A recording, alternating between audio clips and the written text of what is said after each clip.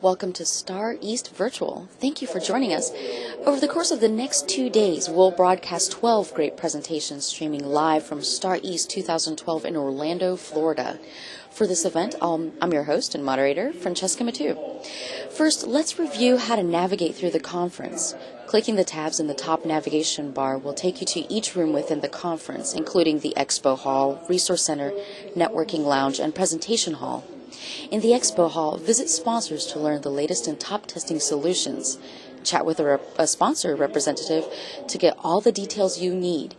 The Resource Center contains downloadable documents such as articles, white papers, and fact sheets. Save items in your virtual briefcase, and when you're ready to download them, click on the briefcase icon at the bottom of your screen and then click Download. Take a moment to chat with other virtual attendees as well as presenters in the networking lounge through group chats, discussion boards, and more. And be sure to take our survey and let us know what you think of the conference. Your feedback will help us improve your experience. And visit the Prize Center to learn about earning points to win one of 3 100 Amazon gift cards. Visit the Game tab to play our Star East trivia game. Now, currently, you're in the Presentation Center. All of the live presentations will broadcast from here. You'll see 3 tabs, Wednesday, Thursday, and interviews, and check each tab for presentation listings each day. And check out our news feature, Live Interviews with Conference Speakers, which will be streamed periodically throughout the days between the presentations. Now, if you need help at any time, please visit the Tools tab and click on Help Desk. We're available to help troubleshoot any technical difficulties you may have. And of course, we hope you have a great experience at Star East Virtual.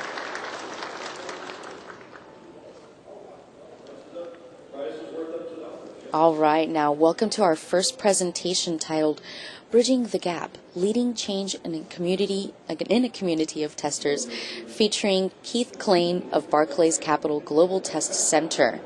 Before we begin, I would like to explain how to participate in today's event. This presentation contains streaming video and content, so to optimize bandwidth, please be sure to close any unnecessary applications that may be running in the background. You'll notice a widgets toolbar at the bottom of your console. Click on the appropriate widget to view the speaker bio and presentation abstract. Click the Handouts widget to download the speaker's presentation to your virtual briefcase. Loving the presentation? Well, send us a tweet through our Twitter feed through the Twitter widget. Also, please send us your feedback about the presentation via our short 4-question survey. Now remember, to submit a question, use the moderated chat panel. Technical questions will be answered within the chat, and we will try to get to each of your questions to the speaker here live at our conference during the Q&A portion of the presentation. And in just a minute or two, Keith will be joining us on stage. So at this point, I will turn things over to the floor. He's the head of the Global Test Center for Barclays Capital, which provides functional and non-functional software testing services to the investment banking and wealth management business, and that will explain the suit that he's wearing. With over 15 years of experience in software testing, Keith has built and managed global test teams for financial services firms in the U.S. and the UK, and now in the Asia-Pacific area. He's also worked as a software quality management practice director for an international technology consultancy. Would you welcome Keith Klain?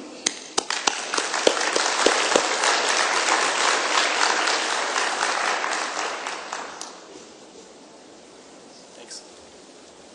That's 2 comments from Lee about how people look, eh? Okay, so what I want to go through today, before I do that, I want to do a couple of acknowledgments. One, I get asked pretty frequently about how we have the success we're having with the test center at Barclays. And firstly, that's down to a lot of people who are working really, really hard every day, from the support of the senior management team down to my management team, and really down to the people who actually do the testing every day in and out, and it really not very much credit belongs to me. They've trusted me to take a different path on how we like to improve things, and so far it seems to be working. So that's one thing I wanted to point out. Secondly, a lot of what you're going to see up here is, one, answering questions about how we position testing within the larger organization, and then two, a big chunk of this is taken directly from what we call our induction program, where we basically tell people what's expected out of them and how we think we should do things and how we want to approach testing to continue on the path we're on. So lucky for you, after that you can all consider yourselves honorary members of the GTC. And lucky for me, those roles come with exactly no pay and benefits. So off we go. So how do you lead change in a community of testers? Now, fortunately for me, one of my larger screw-ups happened rather early in my career. And it wasn't one of those epic failures that, was career-altering or career-ending, fortunately. But it was close enough so that when you came in the morning and everyone was watching you, is there some feedback on the mic, or is that just the room? I'll forget about it then. Okay. Right. So when you came in the morning and you were doing your morning greetings and you're like, hey, Steve, how's the weekend? It was kind of head back down the desk, and nobody really wanted to acknowledge that you were walking through the hallways. So then when I got back to my desk and it worked out that what had happened over the weekend and that it was kind of ultimately my responsibility and it cost the firm some money, I realized that I was going to have to at some point go talk to my boss. So he called me into his office and he said, Keith, I'm not going to fire you today, but I want you to go back to your desk and reflect on a couple things. The first one being, in this business, you are either a bug or a windshield. So I want you to figure out which one you are. And secondly, I want you to figure out how to never, ever, ever, ever, ever let this happen again. So I think as I bowed and left the room rather quickly, thinking that I would not have to update my resume, on the way back I kind of realized that, and it hit me later in my career, those 2 points kind of encapsulated anything you want to know about leading change. And that is, firstly, are you a bug or a windshield? What is motivating you, right? You can't get anybody to do anything, to change any behavior until you understand what is motivating them. And secondly, how are you going to get anybody to do anything, right? Unless it's through propagation. So I was challenged with making sure nobody else made that similar mistake. So with those two things, figuring out what motivates people, and as well, how do we get them to do it because they want to do it, it's in their self-interest. That's really the art of leading change. So what does that have to do with a test center? So I think what is the test center, first of all, right? So I think as I get older, to quote the movie, I stereotype because it's more efficient. We're a group of people spread across the globe who do software testing for pretty much every different business and asset class in Barclays Capital and Wealth Management. And those can be grouped into some high-level buckets. Test strategy and management, scope management, interacting with the business and the project teams. You guys, this is your bread and butter. You know what this is. So we do that. We also execute the tests ourselves with a couple partners.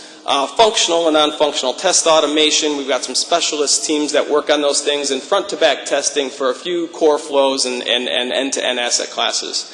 But what was really, about 2 years ago, the drivers for change?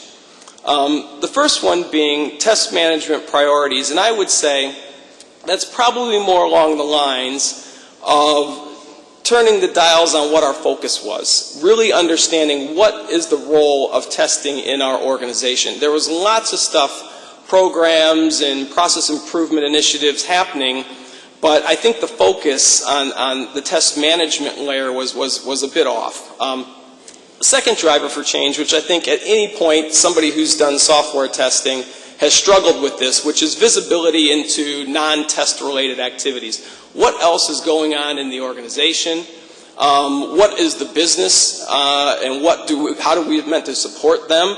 A lot of times that is the result of where we get tucked into an organization, if we're underneath a developer or we are just one specific product or project related. So it's a difficult challenge. And I think as well, a lot of people in testing don't feel empowered to go seek that information themselves. And the last point is around, and my team hears me bang on and on and on about this, is collaboration and reuse. And not so much encouraging it, but institutionalizing it so that it's one of your first reference points for when you come across a problem. Not trying to solve it immediately yourself, but looking where we might be able to leverage things that have happened elsewhere in the organization. So those are the main things that were driving us for have a change program. I'm going to draw a point of a correlation to what we were trying to do and what I generally see after doing this kind of for 15 plus years in anger on just software testing in the industry.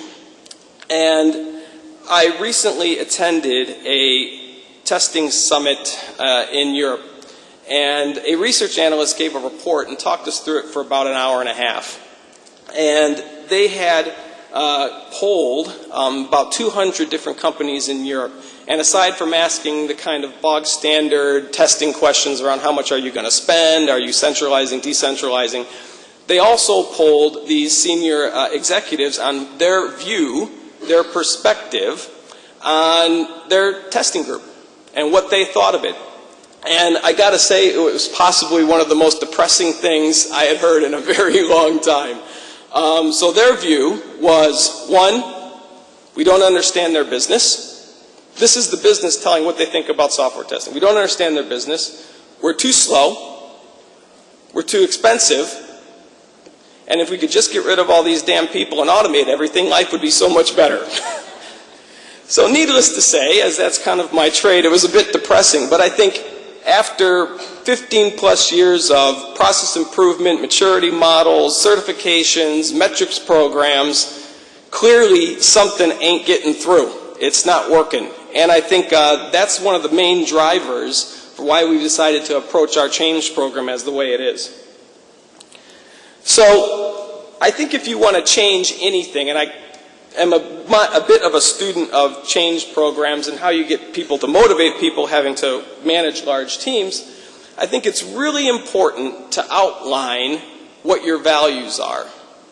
And this may seem a bit management consulty-like, but I think it's really important because if you don't understand what your values are, your values drive everything you do, where you spend your time, where you spend your money, how you allocate your resources. And if you don't define those organizationally, you aren't going to be able to get people to align that way.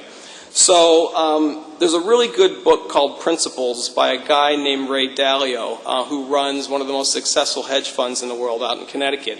And he wrote this book, and it's there's some useful things in there. So what I did was distill some of that down so that we can start to identify as a group what we want to consider our core values. And here's what they are. So the first one, honesty, right? First with yourself, and then with each other, right? And not to tolerate dishonesty with each other, because if you do, we are not going to be able to figure out what's working and what's not working, right? If you're not honest with yourself, if you look at most of the problems you have, and what's that saying? You know, the only common denominator in all your dysfunctional relationships is you. If you're not honest with yourself, you can't fix what's broke. And that takes a lot of self-reflection so that we can then start to identify our strengths and weaknesses. But if we're not being honest about that, we aren't going to change anything. We're not going to be able to change people's perception of our value to the organization. Secondly, integrity. All right? Learn from your mistakes to have the right to have an opinion. I like the saying, all people are created equal, but not all opinions. You know, I will trust my test manager who runs our connectivity team, who's been doing it day in, day out for the last 10 years and knows that space like the back of his hand, before I'll trust somebody who's just new to that space. Go earn your stripes, then you get to have an opinion about what we're doing, and you're able to get in position to be able to make decisions. And I think on the back of that, you have to provide very, very regular, clear, and constant feedback. It's no benefit to anybody if we're not, one, being honest with everyone, but we're not telling anybody. There should be no surprises on people's quarterly, annual, biannual review. There should be no surprises in project reviews, because our job is meant to be providing that information as quickly and clearly as possible. And lastly, in terms of integrity, we've applied that to our hiring standard, right? We are not going to lower the bar, right? So this is one of the initiatives that we took in our talent management, right? No hire is a good hire. We don't hire loads of junior people. We would prefer in this environment to do more with less. Now that doesn't necessarily create a real good breeding ground for grads and things like that, but what we're trying to get done in the heavy rocks we need to move, that's not where we needed to be. So lastly, accountability, right? Own it, right? Take ownership of getting stuff done, right? Not just within your own team, but with the other teams as well. We know what's happening and we know where we're falling short, right? Understand your business, not just your specific asset class, not just your specific functionality that you need to test, but understand the business. When I first took over this team 2 years ago, I would go around and meet with project teams. Very few of them had met anybody in the business they support. That is not a good thing. We need direct exposure to these folks, right? And I think lastly, and if I could get anything printed on a t-shirt and branded, it would be manage your own expectations, right? If you're not being honest with people, if you're not telling people what your shortcomings are, do not expect them to understand how to help you or get where you want to get. No one is going to advocate better on behalf of yourself than you. So manage your own expectations while we're going through this process. So the change program, we'll call this change program phase 1. There was a series of initiatives that were started before I joined the firm, and we called it the evolution program, and it ran for about half a year, but these are the core things that we looked at that were already running and decisions we made about them. So the first one was there was a pretty, pretty closely based test maturity model program that was running, aligned towards an industry standard. We had reviewed a lot of programs and a lot of different projects and had come up with the basic terms of reference for how we're going to move up the value chain in terms of maturity. And every program was developing an improvement plan around their maturity model. So, killed it, right? First thing we did, thank you, James. The first thing we did was, he has not paid me to say that. The first thing we did was get rid of that. Now, hopefully we can have a continued conversation over this over a beer, but my personal opinion, because it's rather biased, but in terms of what we were doing at the time, I don't think you could, if you were going to design a bigger distraction for the teams and aligning themselves towards business value and testing skills than the maturity program that was running. So we just opted to end that.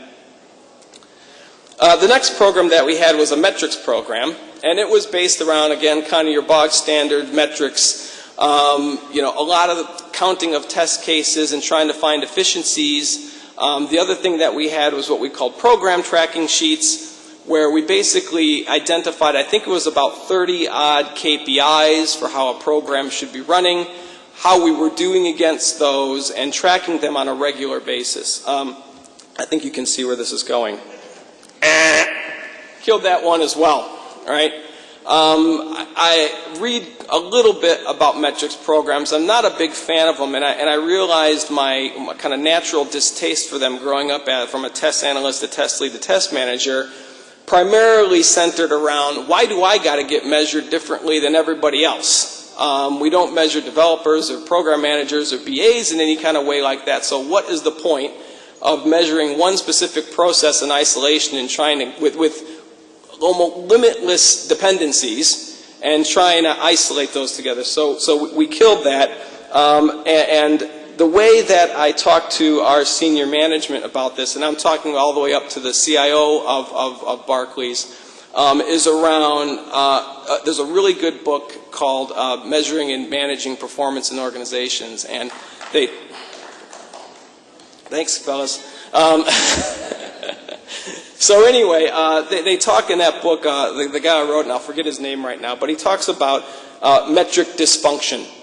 And what that basically means is that as soon as you start applying a number to something you want to measure, people will instantaneously stop trying to deliver the spirit of the improvement you want to make and start trying to only improve that number.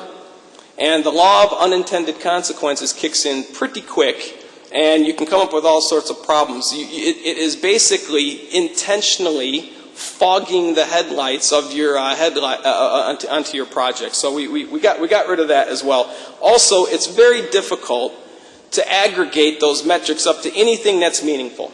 So we killed that program. Lastly, I think we all know where this is going to end up. The career framework, right? So we have a career framework, but the one that we had, right, was very standard pyramid, and I always again find this very interesting, that the further you get away or up into the food chain, people want to get further away from their craft. And I tell my teams that even at the test manager level, people have 80+% testing responsibilities, because if anybody's not going to work for a living around here, it's me. So we killed that. It's my favorite sound. And so that's, now we're going to get into my first okay smarty pants moment, right? So we killed all our process improvement projects and try to think about what exactly are you then going to do. And here's what we did. All right, the entirety of our program focuses on talent management, and we've got a few things that programs that we're running in place of that. So the first one, and we just gone group them under attract, develop, and retain. All right, the first thing we did was a big employee review.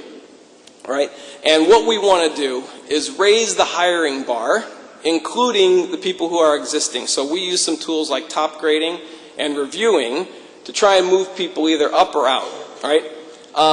Part of my job as the kind of pointy end of the stick for the GTC is to make sure it's really, really, really, really, really, really hard to get into it. For a couple reasons. One, I think that's a natural attractor of talent. So people want to get into the hardest universities, people want to get in the hardest jobs. One of the reasons Google has such success with attracting top talent is because it's pretty damn hard to get into Google, right? So we want to have that same mentality, but I have pushed that out to the teams. They manage that through a series of reviews and how we've reconstructed the interview process, right? So I've transferred that over to the team. The next thing I try and do, as providing a lot of air cover, is to make sure that my job as a stakeholder manager for all the senior IT MDs and the CIO is that the GTC is positioned well within the firm.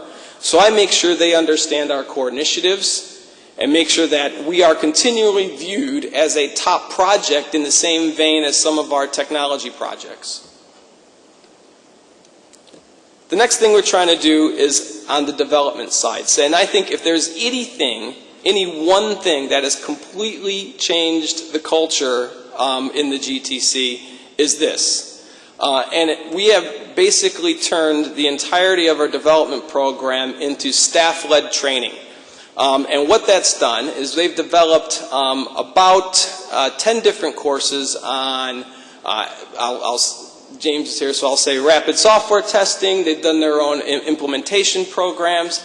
Their classes based around test automation framework implementation, all sorts of different tools and utilities that they've built. And what the biggest thing that it's done is change the dialogue when something new happens, and they've set up a series of forums and working groups to try and manage this themselves, is that what this does when something new enters the organization and it's kind of run the ringer, the first question people ask themselves now is, how do we push this out? Is this a WebEx? Is it a brown bag? Is it an actual course that we develop the materials around this? So it's completely changed the dynamic around a bunch of people complaining that they don't have any training, and almost instantaneously turned it on its head to, oh, we can run our own training. We ask for no budget. We get no budget for this, and they do it all off their own back on top of their day jobs because they realize it's helping them move the ball forward for us as an organization. And I will tell you that at the highest levels of IT at Barclays, they watch this stuff. The GTC University that they've named was named by our MD head of client-facing technology. He's that interested in what we're doing. The next program that we kicked off, and if people want to talk about it later as well, I can give you more specifics on it when we have more time, is test management mentoring. And this is something that when we did our initial staff review, we realized that if we're going to change the dynamic of this organization, if we're not going to take the kind of bog standard maturity model metrics program approach to how we improve, man, we're short on those people who understand this. So we had to develop rather quickly a mentoring program and develop the next generation of leaders. I really am not a fan of external hires, particularly in the management positions. We do everything we possibly can to promote from within. And the last thing we did was take that career framework and flatten it out. One of the things I think that can be a huge distraction to people is when they're continually worrying about their grade and rank. So what we did was basically crush it down into 4 levels. We have a test analyst, test lead, test manager, and then my direct reports and me. And that's it. So we've got people with 10, 15 years experience who are test analysts, right? Because that badge doesn't necessarily have a negative connotation to it. What we try and focus on is not vertical movement, but lateral movement. Right? So are you getting the skills that you need? Have you worked in multiple asset classes? Have you worked in multiple regions? How do we facilitate more lateral movement, which frankly is a much larger contributor to low attrition than vertical? Because at some point you get into a dead man's shoes situation and you can only go so high, and then people are waiting for me to go do something else, and I'm not ready to do that yet. So the last thing we did is develop what we call these induction programs. And I think it's really important to tell people exactly what's expected of them, right? So that, one, I don't have to manage them that closely because they know already, and I do all our induction courses. And two, they know what to expect from me, right? So there's a little bit of a joke they call the induction program the Learning How to Work with Keith program. But that's fine. That's fine. I can live with that. But at the end of the day, it basically goes through a series of things to orient people in the organization, and as well go through what we call the GTC management principles. So this has sources varying from Colin Powell to Ernest Hemingway to all sorts of people it's been inspired by. It's a series of principles. As Groucho Marx said, these are my principles. If you don't like these, I've got others. But at the end of the day, this is what we tell people and expect out of them when they join the organization. So I'll go through these one by one. You can take something away from it, or have a giggle, or stare at me in stunned silence as the teams do. But here we go. So 1, people start ignoring testing when it's no longer relevant, right? In my organization, if people are ignoring you on the test team, that's your fault. Testing is basically the antidote to risk management, and that's what our primary job is. If you're running around with your 1,000-step regression pack and you miss 3 steps and it's therefore invalidated the last 3 months of your life and no one's listening to you, well, that's your fault. Speak the language of your programs. Learn what their values are, and people will not ignore you. Trust me, when I was a test manager, nobody ignored me, right? But at the end of the day, if you're not aligning yourself towards the value of your business, that's when people will start ignoring you. But in our role, that's your responsibility to figure that out. Take ownership of that and go get it done. Second point, being responsible sometimes means rocking the boat, right? And I use those words specifically, being responsible. We are the only deconstructive process in a completely constructive process, right? And sometimes you're going to have to go tell Johnny that his code doesn't work. And Johnny's not going to be happy, right? Well, I don't care, right? As long as you're doing it in a respectful way, you can say whatever you want to people in my organization, right? And at the end of the day, being responsible means we're going to have to deliver rough news, right? That's what your job is. I hear sometimes people say, well, testing is a service to the project. Yeah, but it's not a servant, right? And frankly, in our business, where there's still people in it who will take a strip off you just for sport, right? You're going to have to toughen up and not worry about it. If you want a friend, buy a dog. Point number 3, no one has the market cornered on good ideas, right? If you think your boss, I doubt several of you do, if you think your boss or their boss, me, or even you, have all the good ideas, you're wrong, right? Bill Gates said, you can put your bias to Bill Gates aside for a moment, that even the smartest people in the world, their entire lives, maybe, only have one good idea, right? You know where the good ideas are? Out there. Turn your neck. Talk to people next to you. Form relationships. Find out where someone might have solved it before, right? And that's where you're going to get some good ideas. And what we've tried to do is change the value system in the organization so that finding good ideas and reusing them is how people are graded, right? There's nothing that drives me crazier than someone going out to shoot the white elephant to impress me. I am not impressed by that. The test center and your test teams and all these are basically funded by businesses who have deemed for whatever reason to give money to do some software testing. At some point, if they don't see the value in that any longer, they will take that money away. And being respectful of that means we need to be incredibly efficient with the resources that we've been given. So go out and find good ideas and solve problems collectively. Point 4, never stop asking why. Aside from probably being the chisel in the tool and chisel of the tester's toolbox, it is a clarifying question that will get you where you need to get to. There is nothing inside of our organization that is above the scrutiny of why. Nothing drives me crazier, aside from not collaborating and not reusing, than talking to somebody and reviewing their projects, and I do lots of project reviews myself, and asking them, why are you testing this way? Why is your strategy written this way? Why are you doing that? And I get the answer back, well, that's the way the program wants me to do it. That is probably the worst answer you could give. You are the testing expert, not the program. You're meant to advise on that. Don't mindlessly go about your job. Question why you're doing things, and it'll help you clarify your vision. Next point, invest 80% of your energy in your top 20%. Now, I use that as a time management technique, but I also, and it's not very politically correct in our everybody gets a medal on the soccer team mentality these days, but use that for people management as well. So when I was coming up in the world, there was what I called the leadership room. And those people made all the decisions, made the most money. They're the ones that got promoted, right? But there was no career path how to get in that group. No one was telling you the steps on how to do that, right? And as well, once you got in that room, you better figure out how to stay in it because they'll kick you out, right? So this point, probably more than any, my teams write down when we do the induction program because they're all trying to work out who's in that top 20%. But that's their problem, not mine. I want them to figure out their own path on how to do that. Next point. Leadership equals simplification, right?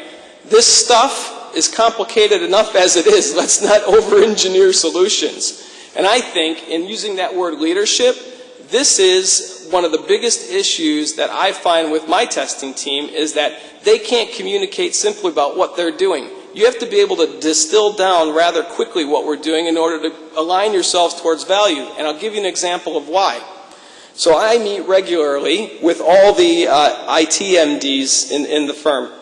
And I have about a 30-minute monthly meeting with them to go through just testing specific issues. So I'll use this one example where, I have a 30-minute meeting with him. Odds are, if he turns up, it'll be 10 minutes late. So now I'm down to 20 minutes. Hopefully, he'll have something to say, and it won't just be shouting at me. So that will be 10 minutes of that time. So now I'm down to 10 minutes that I've got left with him. 5 minutes of which hopefully I'll be responding to either the shouting or the questions, and that leaves me with about 5 minutes once a month to figure out not only what I want to tell him, but what I want to tell him so that he does something about it, right? That has to be incredibly simple, and that's not because he's stupid. He's an incredibly intelligent man. It's because he's got 1,500 people in his organization all trying to get that same 5 minutes.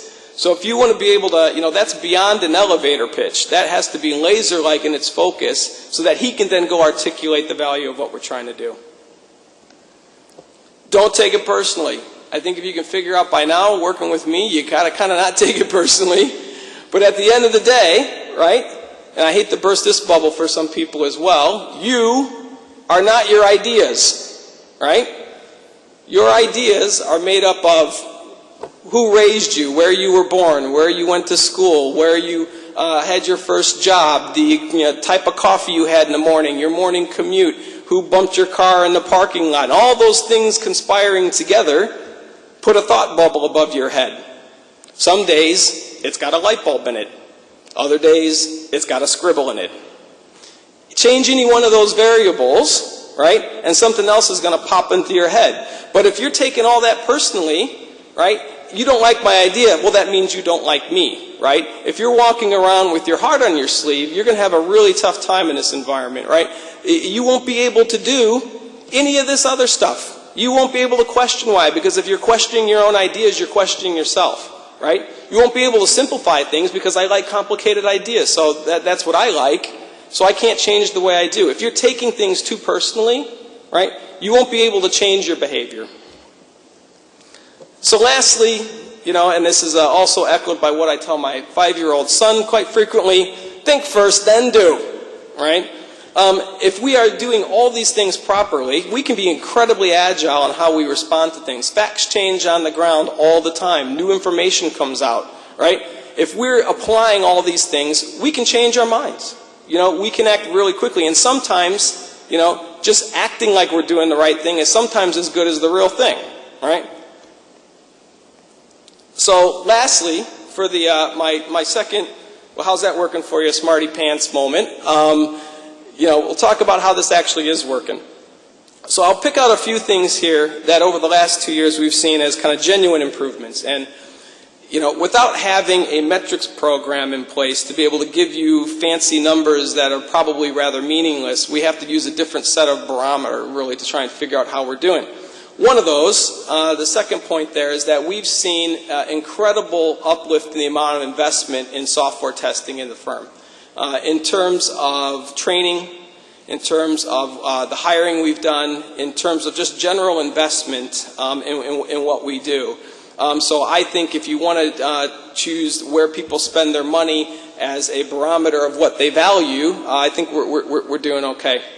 Secondly, what we've seen is since we've removed all the kind of nonsense management overhead that we had, we've seen a complete bubbling up of new talent. So people who before were tucked under managers, who didn't really get the exposure, who didn't have access to the right resources or people, are now starting to do things like write regression testing utilities on their own, and it's coming in second place in the CIO award. That was done by, that's a misprint there, he's a test lead now, so sorry, Adrian. But 2 years ago, that wouldn't have even been possible that somebody would, and that is literally competing against a 7,000 person population. This guy's test harness that he wrote came in second place in the firm for the CIO award. The award that we came in second place, unfortunately I didn't have any winners, but we got 2 runners-ups, which ain't doing too bad. That in our fixed income credit and commodities business was literally for her test strategy. So it was how she actually wrote, the value that was added to the project, and I didn't even submit it. The program manager on the development side submitted because they're so impressed with the work that she was doing. The other benefit that we've seen, based off of removing a lot of the nonsense, is a lot of automation projects started with no additional funding. All right, so we've started a whole bunch of stuff without having to go cap in hand every year to ask for additional funding for that.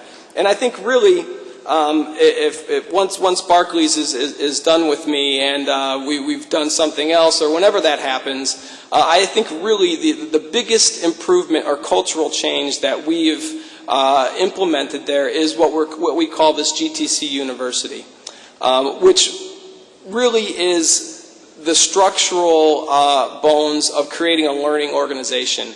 There's so many components to it, aside from the classroom-based training that we do, brown bags, the test management mentoring. They've created a couple different competitions for themselves, which are fantastic and incredibly hard, but basically off their own back. There's a training steer code that we've set up, but I don't do any of the actual work. I review some things, but this is literally off the back of what everyone is doing on top of their day job. And taking very little steer from me. So I think that, if anything, has taken a foothold. And I've got more stories later if people want to ask about them. So QA transformation or leading cultural change, what does that really mean to me? You know, I think it's a paradigm shift.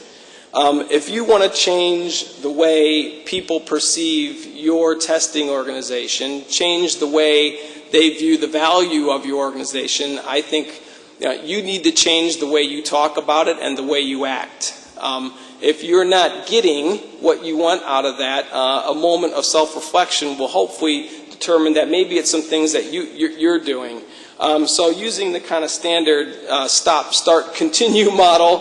So if you want to do that, and we're 2 years into a program which I'm hoping will continue for many years to come, the first thing you do, stop pretending that the value of your testing organization is anybody else's responsibility. Right? If you're not getting any joy with the senior management, try and reflect on why that's happening, because I will guarantee you 9 times out of 10 that's down to you and the way that the team runs. Right? And also stop pretending that you are going to mature out of that position, that metrics are going to do that or a maturity program is going to do that.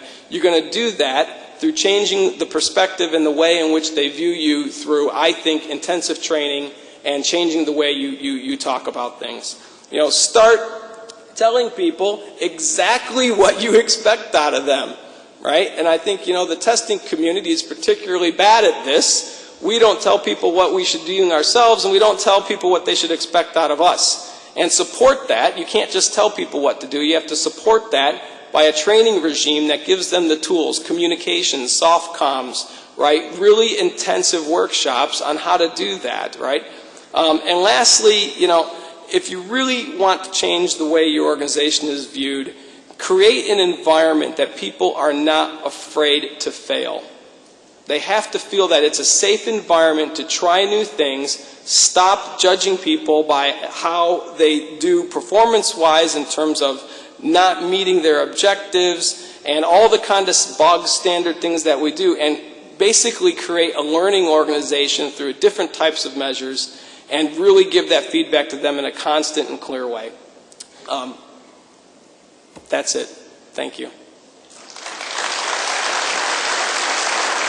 You want to take questions? Yeah, we can take questions if people want to ask me questions. We have a couple minutes for questions and answers, but I want to do that first.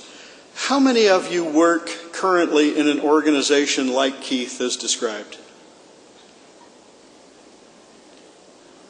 How many would like to work in an organization like Keith has described? Why are people raising their hands? Those of you who don't, does it just sound too hard? I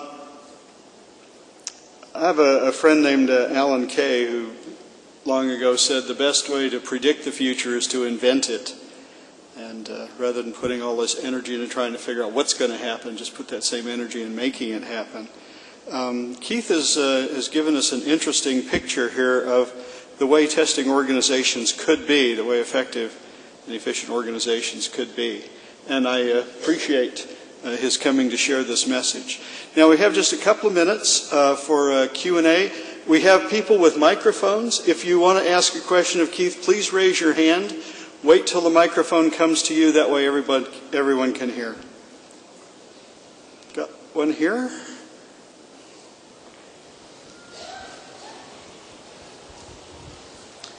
Thank you. I have a question.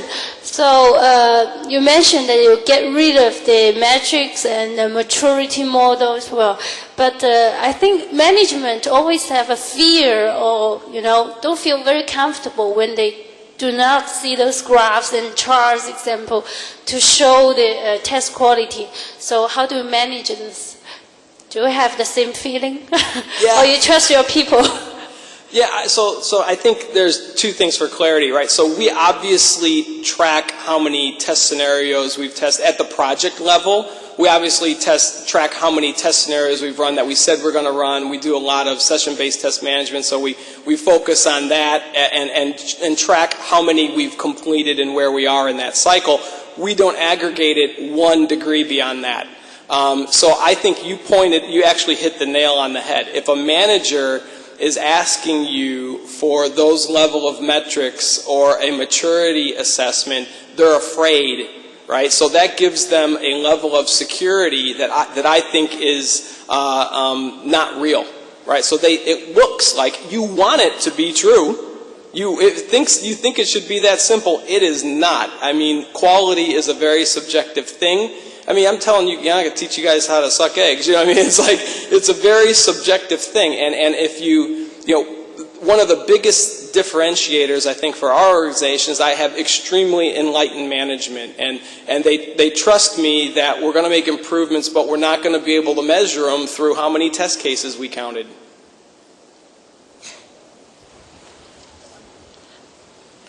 Hey, Keith, you touched on the cultural change for the leading. So what do you recommend for the process changes?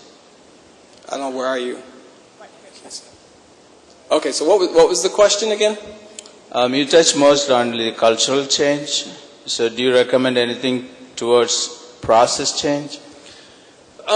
We have taken a much more lighter approach towards just test management in general, but we've moved, I would say agile in the small a, not really the kind of branded A, but it's difficult to say in any one specific example in terms of test process. So my remit covers the entirety of the investment bank and wealth management. Your risk profile and test approach for our algorithmic trading engines in the cash market is extremely different to maybe our intraday liquidity reporting that we have to do. So there's different test approaches that have to be applied. So we take a very much let's train everybody and everything as much as we possibly can so we can make really, really good decisions about which processes to use and in which different times. But I've got my own personal views, but again, they vary per project.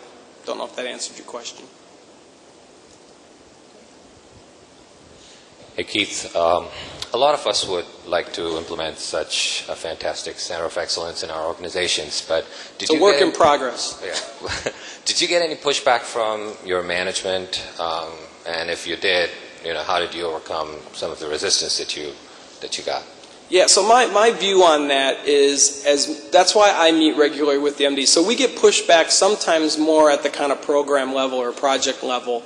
But if I'm doing my job right and managing, I have a monthly meet with our CIO who runs the whole of IT. And, we talk just about testing. So if I'm doing my job right and aligning our objectives towards his, then there's complete congruence there. When it gets down to a project level where they don't want to try exploratory testing or they don't want to do a different technique or use a utility, I generally win those arguments because there's no escalation path. But no, it's you butt heads with some people, but I'm happy to have those battles as well. I think it keeps your teeth sharp. Hi. I wanted to ask you, what sort of automation tools do you use, and do you build them in your development team for a custom application, or do you use open source? Thanks. It's all over the board. So we've got some big third-party relationships like HP, where we use Quick Test Professional and Performance Center and all the other kind of good stuff. We also probably focus more on building our own utilities. So particularly around the trading systems, trying to do that from the UI is pointless. So we build more harnesses. We've built our own test automation framework that works with things like Test Complete and Quick Test Professional and all. But again, our technology portfolio is all over the board. So I'd say our tendency is to lean more towards kind of throwaway automation, where we build simple harnesses and then move on. We're also taking, and actually the debate has kind of sparked up again in the organization, this theory called whole team automation, which we're trying to employ, which is basically in the 21st century, every tester needs to understand test automation, needs to do that. So we're trying, we can't afford to have a consulting model internally, so everybody needs to be able to write scripts and deploy them in all sorts of different tools.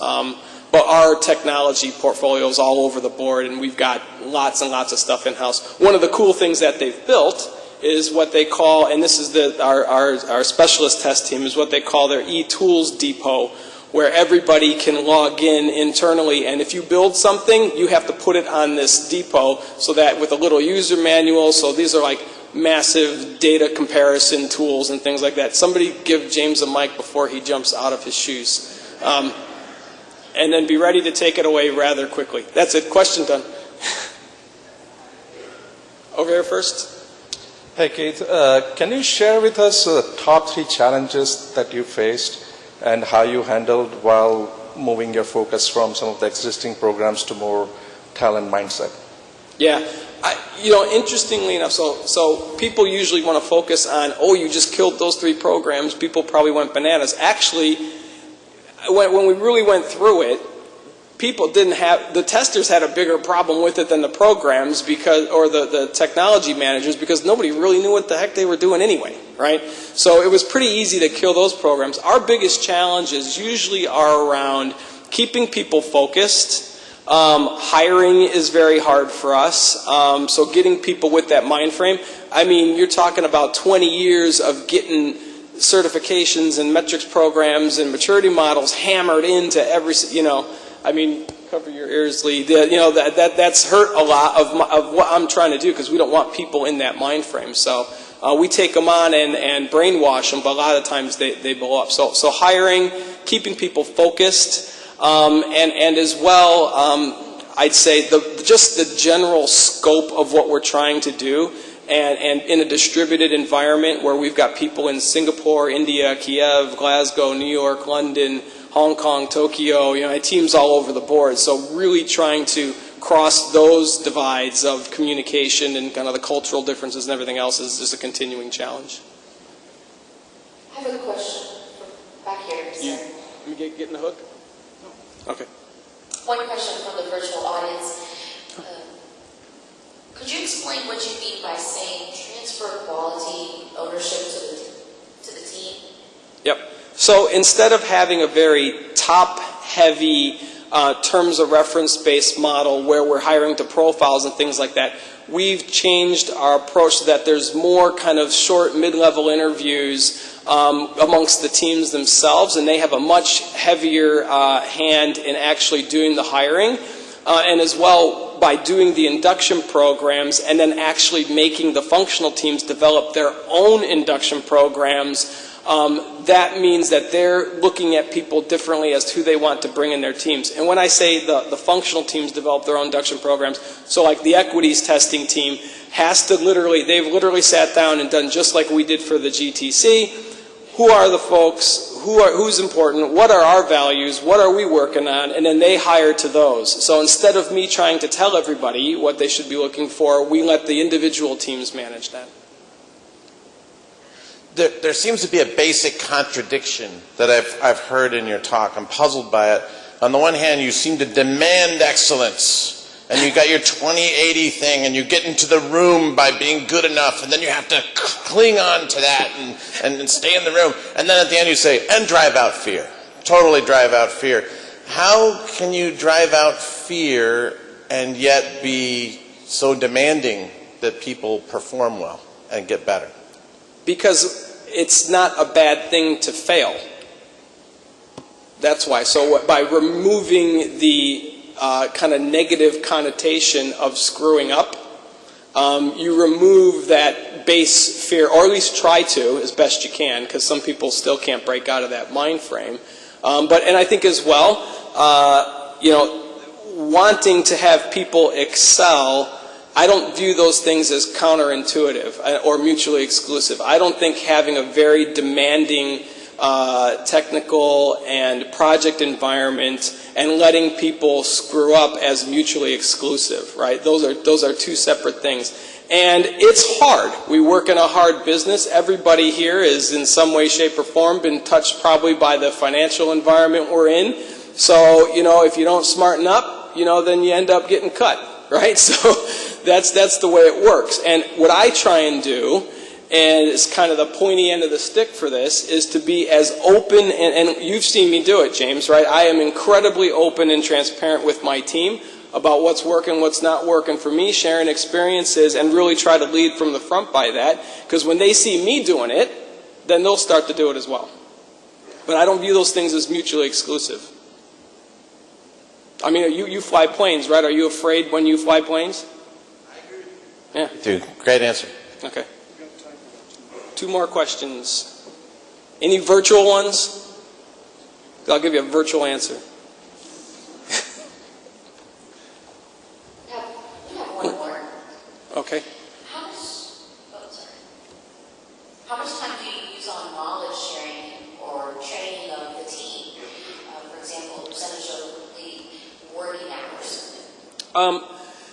I let them manage it themselves. Our first port of call is getting project work done, but we've seen them manage it on their own. Lots of people work, longer hours to do it, but then once we get a course developed or we've got something that we want to push out, we try and do it through a couple ways. One, we have a weekly brown bag session where it's an hour and a half where people can do knowledge sharing in a structured way. And it's really cool because all the teams, we found a time when everybody can do it. So when you log in, there's people in Kiev, in India, in Glasgow, in Singapore, all hearing the same information at the same time. We also use WebEx a lot, so a lot of our little tools and utilities we've built, people can do that from their home if they want and log in and see the demo and look at the user manual and understand how to use the tools.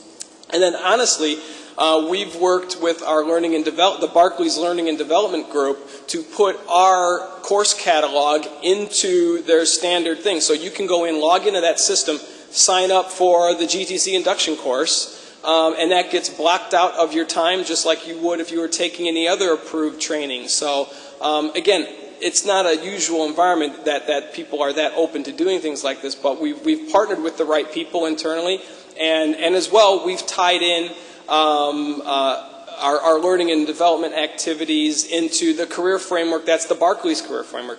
One last thing I point out as well before we'll take your questions, that if people are questioning how serious the firm is about their commitment to this program, we just recently have had our objectives and my objectives tied into the technology roadmap. And it's basically laying out the next 3 years of what Barclays wants to accomplish technology-wise, and software testing, our training program, our hiring process, and all that kind of stuff. Our test automation frameworks have actually been added, and that's the CIO runs that. So he's actually added that stuff into our technology roadmap. They're very serious about software testing. It's nice. Your answer just now actually leads into part of my question. You've developed a culture of professionalism, which is absolutely marvelous, and it sounds like it's thriving in a culture of recognition. So my question is about how pervasive is this culture of recognition at Barclays? Can you comment on that? Yeah, we have, so without naming names, our CIO, well, you can look him up, it's a guy named Joe Squeary. He has a very enlightened view of career management and training, and if he's not a people guy, he's really, really, really good actor. So he really takes a lot of this to heart, and I think we're undergoing, and I can't speak obviously on behalf of the firm, but I sense that there's a renewed energy towards personal development, and he bangs on, just like I do, bangs the drum for collaboration and reuse. So he set up instantly when he came in a lot of programs around that. He set up a technical excellence and quality group. that was completely congruent with a lot of the stuff that we were already doing. So I think as a firm, we're moving in the right direction. And I think this is, we have completed phase one of the kind of cultural overhaul. Now it's about making sure we continue to water that and make sure we keep moving in the right direction. Am I getting the hook? Okay. Thank you very much.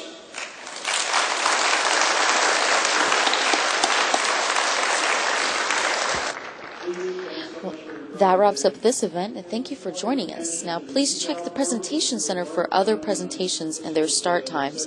And don't forget, join us for our live interviews between presentations. See you at our next show.